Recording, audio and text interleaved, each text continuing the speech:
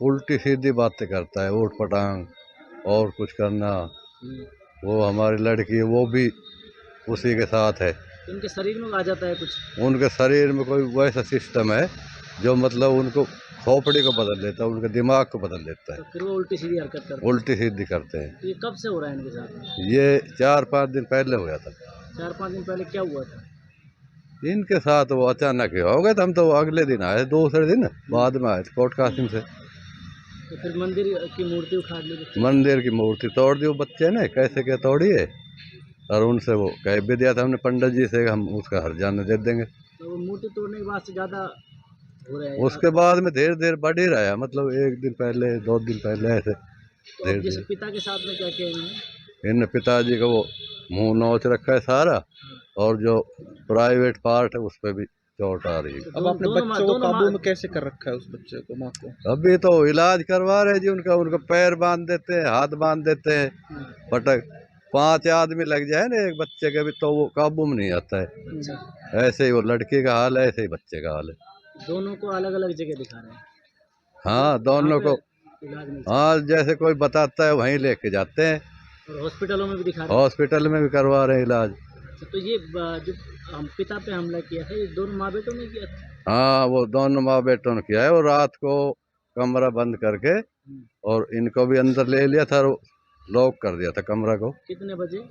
ये रात को 12 बजे की बात है। इसके इनके कपड़े उतार दिए? कपड़े उतार दिए इनकी, वो छाती पे बैठ के और उनको मारने पीटने लगे। इन शोर किया ना रात को 1:30 बजे, तब हमने वो गेट तोड़ा था जब निकाले थे। क्या देखा था आपने अंदर? वो इनको मार रहे थे छाती पे बैठ कर, वो दमादम दोनों, हमारी लड़की भी वो नवासा भी। और प्राइवेट पार्ट्स खा गए, काट के? प्राइवेट पार्ट को भी नुकसान हुआ और मुंह को भी, नाक नोच ली? नाक नूक को, मुंह कई को टाँके भी आए हैं? कई टाँके आए। अलवर सिविल हॉस्पिटल में इलाज करवाया इनका। तो अब दोनों को इस समय निगरानी में रखा जा रहा है कि भाई ये कुछ और इनकी 24 घंटा निगरानी रखनी पड़ती है। बांध बांध। रात को भी नहीं सोते हम, हाथ पैर बांध कर जब घेरने पड़ते हैं। क्या लगता है बच्चा आपका? ये मेरा नवासा है, मेरी लड़की का लड़का। और आपका क्या नाम है? मेरा पोप सिंह है। देखिए, बहुत तरह के मानसिक रोग होते हैं, और ये जैसा मेरे भी इंफॉर्मेशन मेरे पास भी है कि इस तरीके से अखबार के द्वारा मुझे पता लगा था कि इस बच्चे ने पिताजी के गुप्तांगों को भी काटा, हाथ पैरों को भी काटा, और उनको जान से मारने का भी कुछ प्रयास किया गया। ये जहाँ तक बीमारी का सवाल है, एक मानसिक रोग है जिसको पैरानाइड स्किज़ोफ्रेनिया बोलते हैं। पैरानाइड स्किज़ोफ्रेनिया में क्या होता है कि आदमी बहुत ही ज़्यादा शकी हो जाता है, वहमी हो जाता है, और उसको हमेशा असुरक्षा की भावना लगी रहती है। उस असुरक्षा की भावना में वो आसपास जितने भी लोगों के ऊपर उसका शक का दायरा फैलता है, उनसे बदला लेने की कोशिश करने लग जाता है, चाहे उसमें माता पिता हो, चाहे भाई बहन हो, चाहे दोस्त हो, चाहे कभी कभी तो हमने ऐसा देखा गया है दुकानदार के ऊपर भी शक हो जाता है तो दुकानदार के ऊपर भी वो वार करने लग जाता है। ये जो आप जो केस बता रहे हो, ये इसी तरीके का है, पैरानाइड स्किज़ोफ्रेनिया। अच्छा, दूसरा चीज़ है कि इसकी माता जी भी इस तरह की हो गई है। तो कुछ ऐसे शेयर्ड पैरानाइड डिल्यूजन्स होते हैं कि अगर एक आदमी घर में पैरानाइड स्किज़ोफ्रेनिया से ग्रसित हो गया है, तो प्रीडिस्पोज्ड आदमी अगर कोई दूसरा हुआ तो वो भी उस बीमारी से ग्रसित हो जाएगा, जिसको शेयर्ड पैरानाइड डिल्यूजन्स बोलते हैं। मतलब एक दूसरे के भागीदार बन गए बीमारी के, तो शेयर्ड हो गया वो।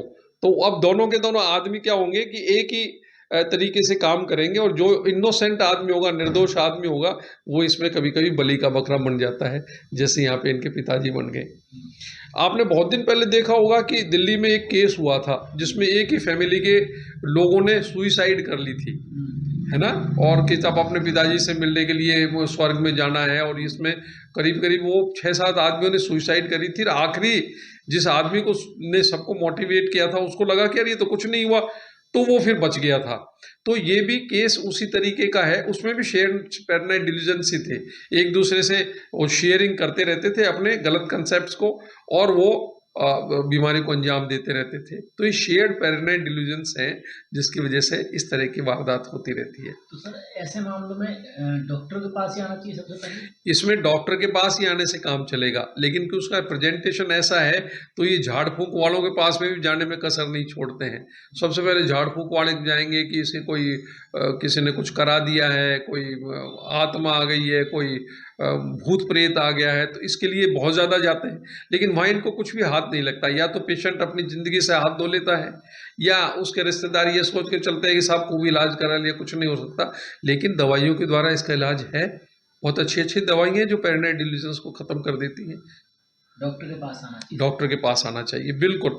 हर एक, मैं तो सबसे यही कहूँगा कि मानसिक रोग का कोई सा भी अगर आपको कारण लगे, जहाँ झाड़ फूक में जाने की या अंधविश्वासों में जाने की कोशिश कर रहे हो, तो सबसे पहले डॉक्टर के पास आओ। हमारे पास में बहुत सारी चीज़ हैं, और जिनको अपन बहुत दिन पहले से अंधविश्वास मानते थे, झाड़ फूक मानते थे, वो सब बीमारियां हैं, उनका इलाज है, और उनके लिए दवाइयाँ भी आ गई हैं। ठीक है सर, क्या नाम है आपका? मैं डॉक्टर GS शर्मा, वरिष्ठ मानसिक रोग विशेषज्ञ।